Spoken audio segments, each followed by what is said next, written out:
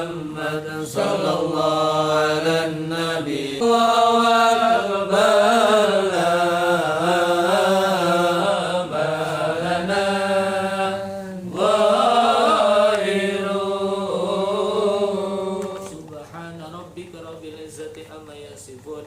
wassalamun alal mursalin walhamdulillahi rabbil alamin. Alhamdulillah wassalatu wassalamu ala rasulillah sayyidina wa maulana Muhammad ibn Abdillah wa ala alihi wa sahbihi wa man wala wala hawla wala quwwata illa billah. Amma ba'du, subhanaka la ilma lana illa ma 'allamtana innaka antal alimul hakim. Rabbi israh li sadri wa yassir li amri wahlul 'uqdatam min lisani yafqahu qawli. Amin ya rabbal alamin. Sama-sama kita awali dengan doa awal majelis. Bismillahirrahmanirrahim. Bismillahirrahmanirrahim. Allahumma inni a'udzu bika an adilla aw udalla aw azilla aw uzalla aw adlima aw uzlama aw yujhala alayya. Rabbi zidni ilma wasi'li rizqi wa barik li bima razaqtani waj'alni mahbuba fi qulubi ibadika wa aziza fi uyunihi waj'alni wajihan fid dunya wal akhirah wa minal muqarrabin ya kasiran nawa ya hasanal fi'al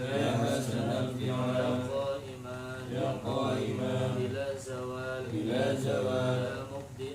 ya mubdi'an bila misal walakal hamdu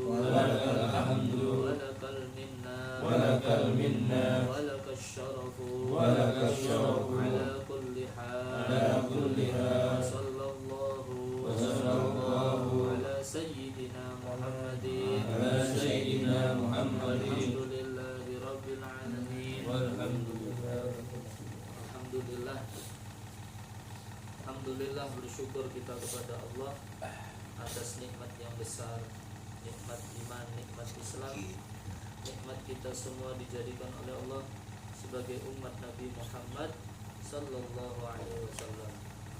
Mudah-mudahan kita semua bisa menjaga nikmat tersebut, dan mudah-mudahan kita termasuk hamba-hamba Allah yang pandai bersyukur atas segala nikmatnya. Amin ya rabbal alamin. Baik, kita lanjutkan kajian kita bab tentang puasa.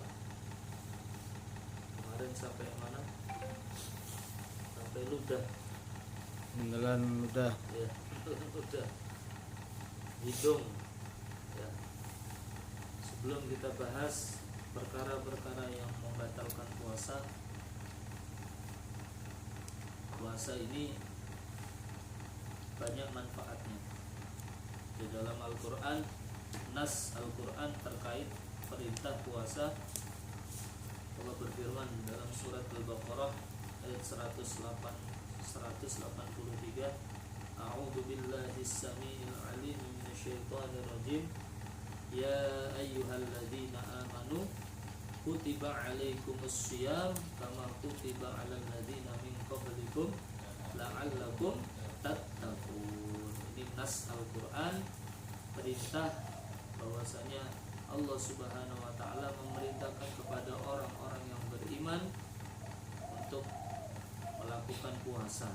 Kutiba 'alaikumus shiyam, telah diwajibkan oleh Allah untuk berpuasa sebagaimana umat-umat terdahulu sebelum kita juga diperintahkan untuk puasa. Agar apa? La'allakum tattaqun, agar kita menjadi orang-orang yang bertakwa. Jadi Dalam keterangan yang lain tentang fadilah keutamaan keutamaan puasa itu banyak ya. Kata Nabi, sumtu shaim, tasbih, diamnya orang yang berpuasa itu dinilai pahala sebagai tasbih. Wa naumuhu ibadatun, dan tidurnya orang yang berpuasa itu bernilai ibadah. Tapi jangan tidur terus ya. Nanti habis subuh sampai maghrib tidur terus ya, makruh ya. Maksudnya itu begawi sudah, baca Al-Quran one day one juz, sehari sejuz sudah ya, menafkahi istri sudah, beli LPG, gas LPG sudah, beli pampers anak sudah ya. Nah, daripada maksiat mendingan tidur ya. Wa du'a'u mustajabun, dan doanya orang yang berpuasa itu mustajab, terutama setelah berbuka puasa. Kadang-kadang kita sibuk dengan buka puasa, padahal setelah buka puasa itu di antara doa yang belum punya anak, doa mudah-mudahan segera dikaruniai seorang anak ya. Yang belum terkabul hajatnya, mudah-mudahan terkabul doa ya. Setelah buka doa, baca doa. Buka itu setelah makan, karena kurma sama minum air. Allahumma barik lana fima razaqtana wa qina adzabannar. Baru doa Allahumma laka sumtu wa bika amantu wa ala rizqika aftartu bi rahmatika ya. Itu riwayat yang lain. Ada riwayat yang lain lagi, Allahumma laka sumtu wa bika amantu wa ala rizqika aftartu dhahabal dhama'u wa talatil uruq wa sabatal ajruq insyaallah ta'ala. Itu ada riwayat lain. Allahumma laka sumtu wa bika amantu wa ala rizqika. Allahumma laka sumtu, ya Allah aku berpuasa karena Engkau. Wa bika amantu, dan aku beriman karena Engkau. Wa ala rizqika aftartu, dan atas rizkimu aku berbuka puasa. Dhahabal dhama'u, telah hilang rasa hausku. Wabtalatil uruq, dan basah urat-urat kerongkongan tubuh kita ini basah dengan air. Wabtalatil uruq wasabatul ajruq, insyaallah pahalanya tetap ya, insyaallah pahalanya. Wasabatul ajruq insyaallah ta'ala, begitu ya. Ini riwayat doa yang lain. Jadi jangan kaget nanti kalau ada teman-teman yang nge-share atau baca doa itu yang dapat dari guru saya riwayat itu. Allahumma laka sumtu wa bika amantu wa ala rizqika aftartu dhahabal dhama'u, telah hilang rasa haus kering. Dhahabal dhama'u wabtalatil uruq wasabatal ajruq insyaallah. Itu riwayat yang lain. Jadi setelah itu berdoa, kita punya anak Allah kabulkan. Setelah buka itu ya, doa setelah pas buka puasa itu doa-doa, termasuk waktu-waktu doa yang mustajab. Wa amalumu doa, dan amalnya orang yang beribadah puasa di bulan suci Ramadan itu dilipat gandakan. Man shoma yauman, kata Nabi tentang fadilah puasa, siapa orang yang berpuasa sehari fisabilillah di jalan. Bulan Ramadan dinamakan bulan Ramadan karena bulan itu bulan yang panas, menyengat cuacanya, bertepatan ngepasin. Dan ada yang mengatakan karena bulan itu bulan membakar dosa-dosanya orang-orang yang beriman kepada Allah. Apa hukumnya puasa itu? Hukumnya puasa itu ada 4. Ada wajib, sunnah, makruh, haram. Kita bahas hukum puasa yang wajib. Jadi hukum puasa itu kalau dilihat secara keseluruhan ada 4. Wajib, sunnah, makruh, haram. Yang wajib ada 6 keadaan. 6 kondisi. Yang pertama puasa Ramadan, itu hukumnya wajib. Yang kedua puasa qadha. Istri-istrinya pasangannya diingatkan masih punya hutang enggak?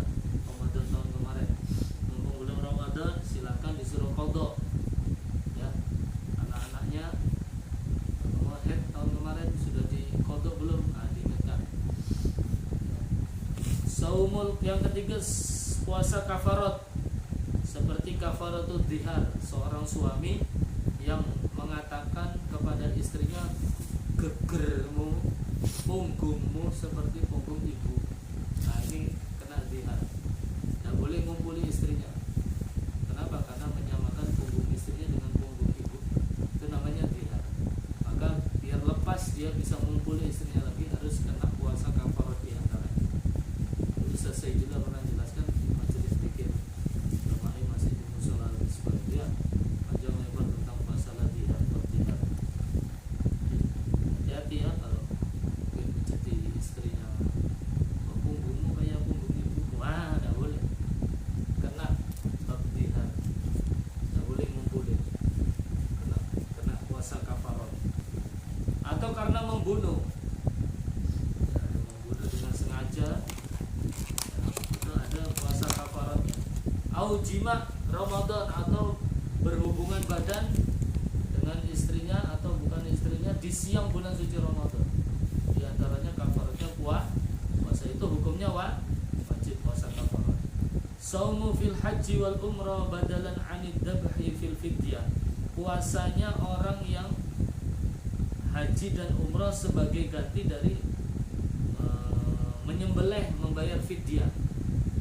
Ketika haji dan umrah melanggar aturan-aturan, mencabut tumbuh-tumbuhan atau membunuh hewan yang ada di kota Mekah atau Madinah, dia kena fidyah. Fidyahnya menyembelih kambing. Tidak mampu sebagai ganti menyembelih kambing, puasa. Nah, ini juga hukumnya wajib. Saumu fil istisqa idza amaral hakim. Puasa untuk melakukan sholat istisqa, sholat minta hujan. Dan hujan berbulan-bulan, pemerintah sepakat, seluruh ormas Islam, MUI, ulama-ulama sepakat, ayo sholat istisqa di lapangan Merdeka misalnya. Harus ngumpul semua, masuk kalah sama konsernya Soneta. Kumpul sebelum kumpul puasa 3 hari berturut-turut. Nah, nanti ditentukan sebelum sholat kumpul itu puasa. Itu hukumnya jadi wajib ketika hakim, pemerintah dan ulama memerintahkan. Saumun nadar, puasa yang dinadarin, itu juga hukumnya wajib. Jadi ada 6 keadaan puasa yang hukumnya wajib. Puasa Ramadan, puasa qadha, puasa kafarat, kafarat dhihar, kafarat membunuh, kafarat berhubungan suami istri di siang bulan Ramadan.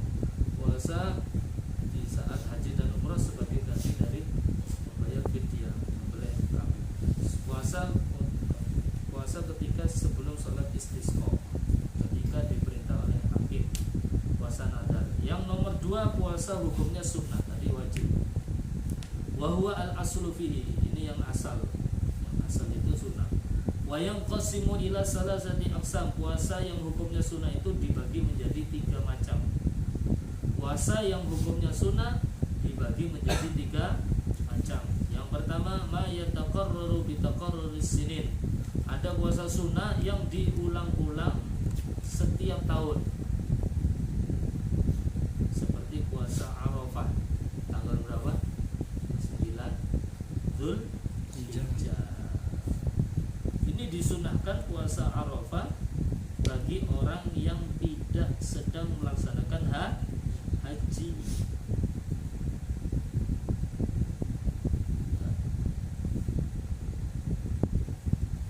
Bagi orang yang tidak melaksanakan haji disunahkan untuk berpuasa.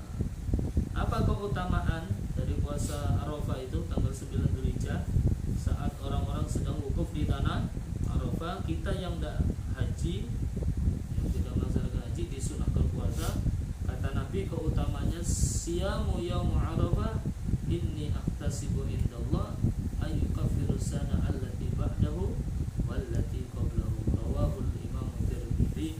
Kata Nabi, siapa orang yang berpuasa di hari Arafah, puasa hari Arafah, kata Nabi, aku sangat senang dicatat oleh Allah, dan dia mendapatkan keutamaan dosa-dosanya setahun yang lewat dan setahun yang akan datang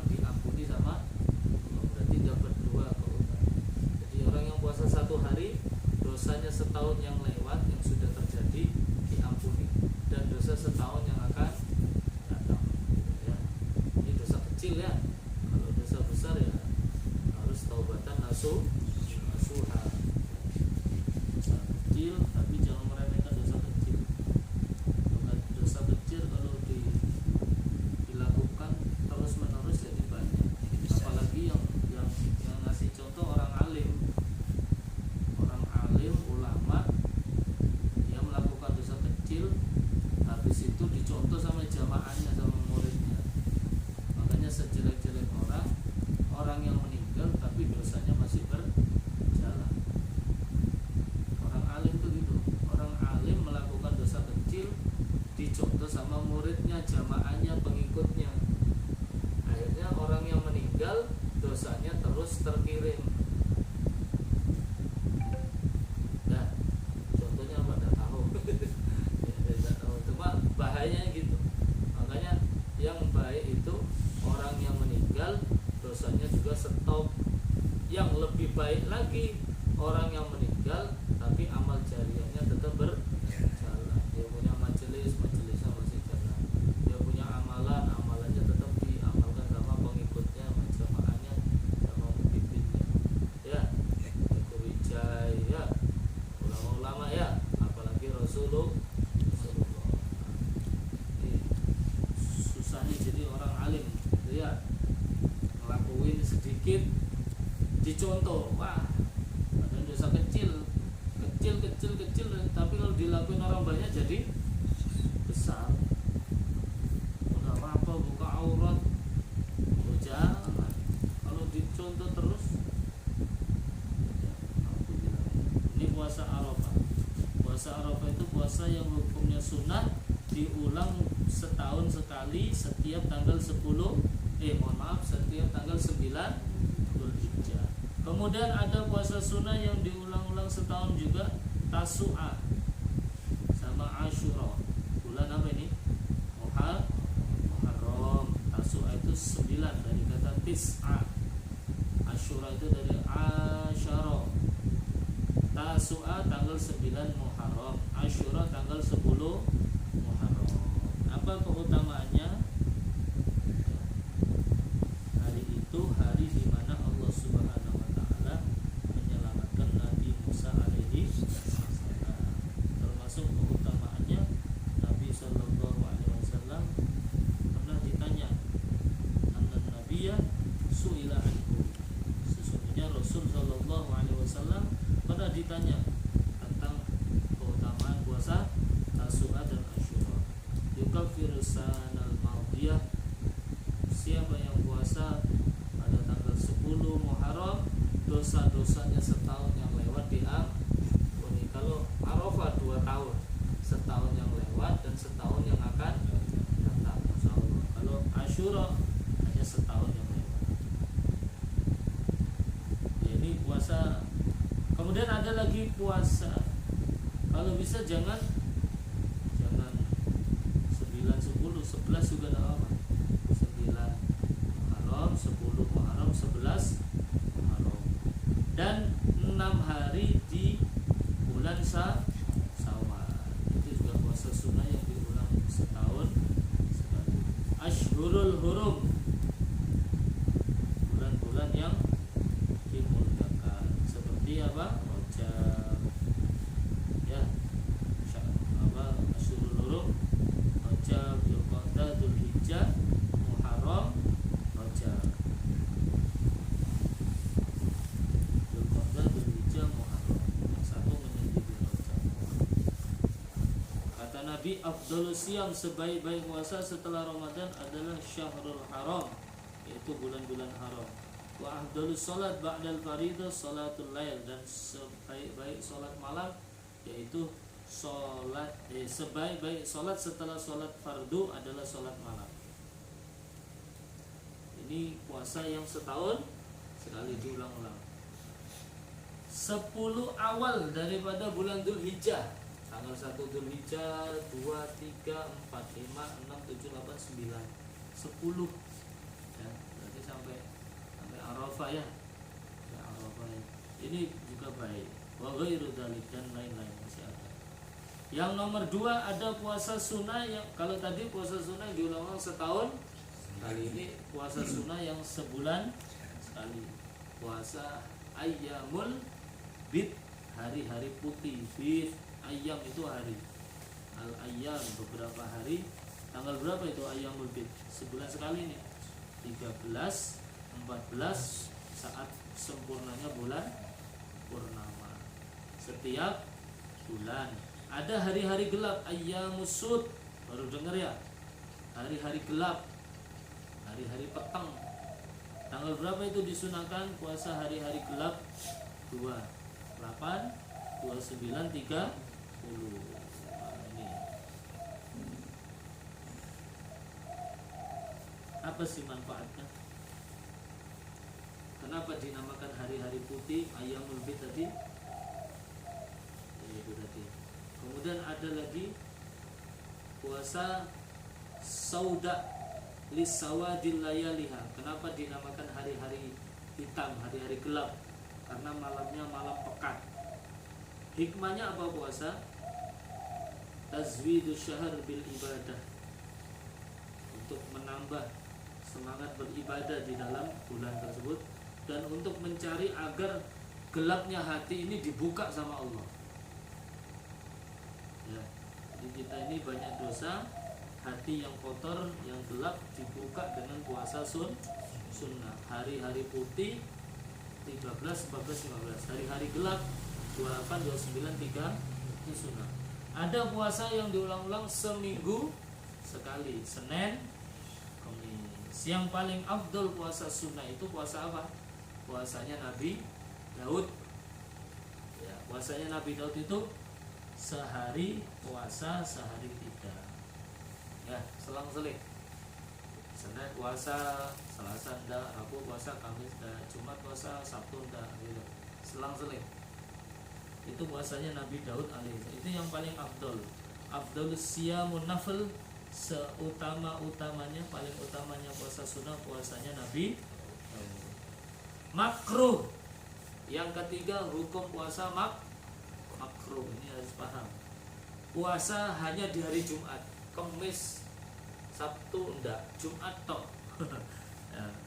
Atau Sabtu tok, Jumat enggak, Minggu enggak, hanya Sabtu aja. Atau Minggu aja puasanya, Jumat, Sabtu enggak, itu makruh. Kalau bisa semuanya, Jumat, Sabtu, Minggu. Kenapa makruh? Makruh itu apa? Tidak disukai oleh syariat, dibenci, disengiti. Ya. Atau puasa shaumud dahr, liman yakhafa daror, puasa penuh setahun. Ya. Ya. Pokoknya puasa terus, ini makruh juga. Kenapa? Tadi itu puasa hanya hari Jumat makruh, atau Sabtu aja, atau Minggu aja. Karena hari Jumat itu hari rayanya orang Islam.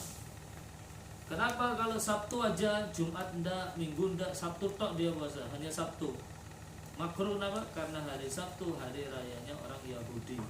Hari Ahad hari rayanya orang Nasrani. Kalaupun dia puasa 2 hari atau semuanya, Jumat, Sabtu, Minggu, semuanya 3 hari, maka tidak ada hukum makruh. Atau 2 aja, Jumat sama Sabtu, maka tidak ada hukum makruh. Yang makruh kalau 1 aja, Jumat aja, habis Sabtu, Minggu enggak. Ya. Ini supaya menghilangkan kemakruhan. Yang keempat, hukumnya puasa haram. Haram di sini ada 2. Haramnya dibagi 2, haram tapi sah. Puasanya haram tapi sah. Puasanya siapa? Puasanya seorang perempuan yang tidak mendapatkan izin suaminya atau tidak dapat izin bapaknya, walinya. Ya, suaminya baru sampai lokal, sampai setelah pulang dari lokasi sudah capek-capek, tiba-tiba istrinya puasa, tidak masak, tidak melayani, tidak mijetin. Wah, kata suaminya, batalin ibadahmu itu sama suami. Kalau suaminya udah di dalam rumah, fokus sama suami. Ya, di luar kayak Arab, di dalam kayak orang Barat. Nah, paham maksudnya? Tampakkan perhiasannya, pakai minyak wangi, pakai pakaian yang seksi untuk menyenangkan suami saja di dalam rumah. Jangan koyok sok-sokan. Saya puasa bang, batalin, gak dapat izin suami. Ini baru datang dari lokasi capek, masakin, bikinkan makanan kesukaannya kan gitu. Ya, tetap puasa dia. Oh dasar mokong. Apa itu? Ucil. Ya. Kirain montok bro. Mokong itu montok bro. Mokong itu ucil. Tanya Kang Ali itu. Mokong, ucil, tahu apa? Pokoknya mucil. Mokong bener ya. Akhirnya ngantuk ya. Iya Ya, bro. jadi tidak boleh. Jadi perempuan kalau puasa, ibadah puasa sunnah ya, ibadah sunnah izin sama suami. Karena perempuan itu masuk surga gampang.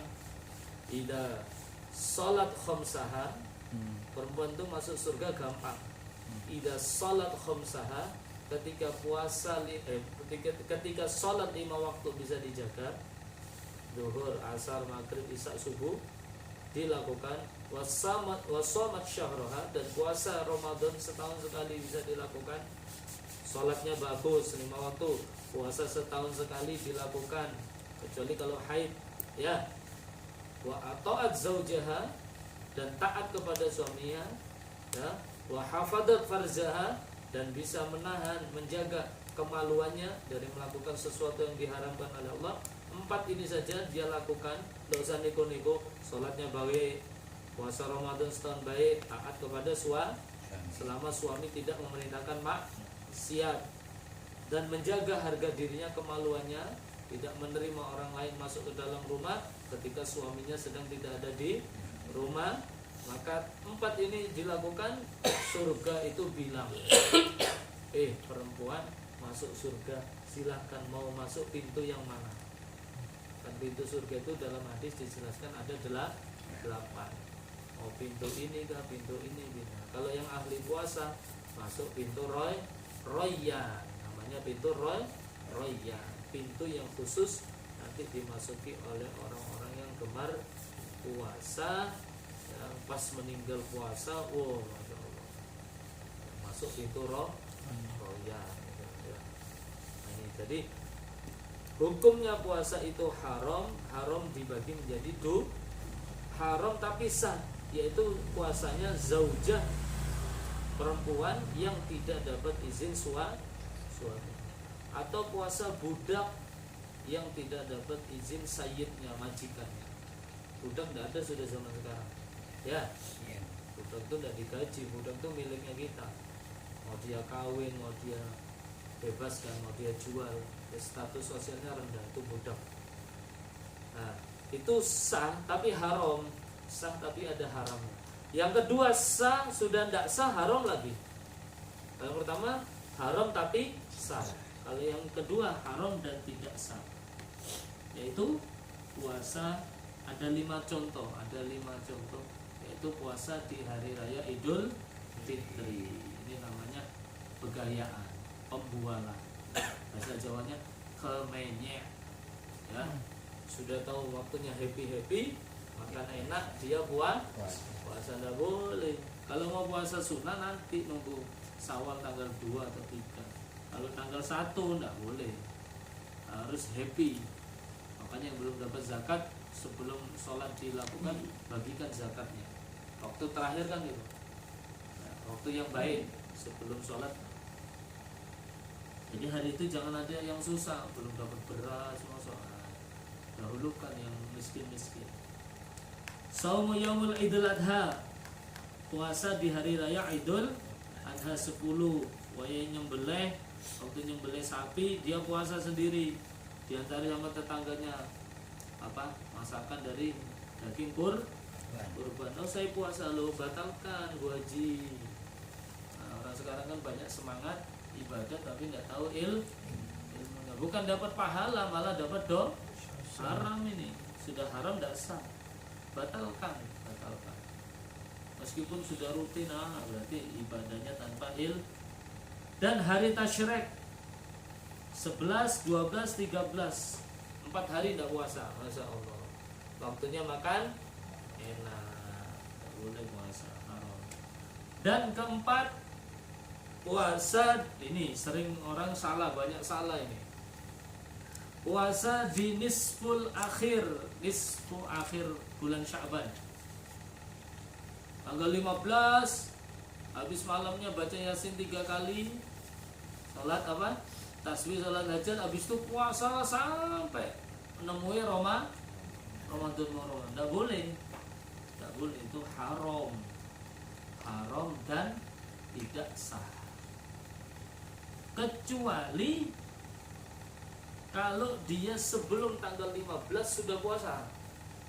Tanggal 11 kah, 12 kah, sebelum 15. Atau kalau perlu mulai awal Sya'ban sudah puasa. Itu tidak apa-apa sekalian. Mulai awal Sya'ban sampai tanggal 29. Nah, yang tidak boleh lagi puasa di hari ragu, bahasa Jawanya mamang. Di hari ragu itu ini masih Sya'ban apa sudah Ramadan, nanti malam terawih apa belum, nah itu hari ragu, itu tidak boleh puasa. Sudah tanggal 30 Sya'ban, orang-orang kok pada ngomong sudah ada yang lihat hilal ya, udah belum. Ini di Sulawesi ada yang tarekat apa itu yang rambutnya pirang, bajunya hitam-hitam, sudah puasa sendiri. Di Jawa ada beberapa pesantren punya. Nah, kalau kita ikut pemerintah aja ya. Nah, itu kan hari ragu sudah Ramadan apa masuk masih Sya'ban. Nah, ini tidak boleh.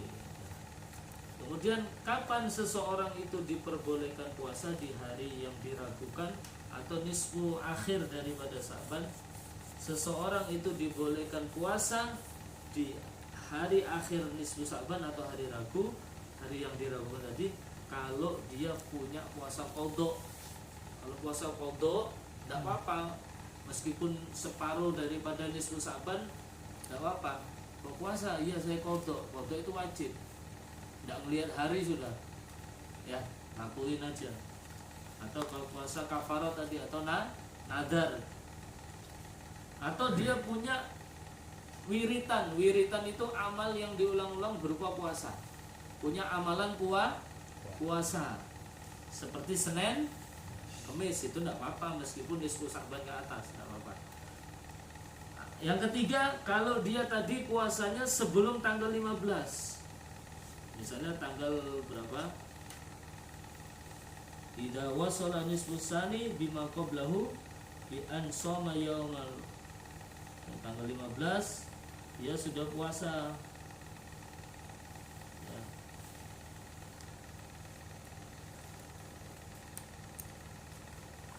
Di tanggal sebelum tanggal 15 dia sudah puasa, itu tidak apa-apa sekalian sampai terakhir. Nah, itu tidak apa-apa. Wallahu a'lam. Mudah-mudahan yang sedikit ini bermanfaat.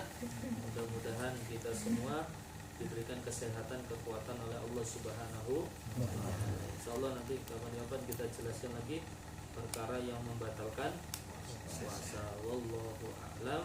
Ada yang tanya? Kalau tidak ada ya sudah. Ya. Wa tawassaw bis sabr. Subhanakallahumma wa bihamdika asyhadu an la ilaha illa anta astaghfiruka wa atubu ilaik. Wa sallallahu ala sayyidina Muhammad walhamdulillahi rabbil alamin. Maaf. Assalamualaikum warahmatullahi wabarakatuh.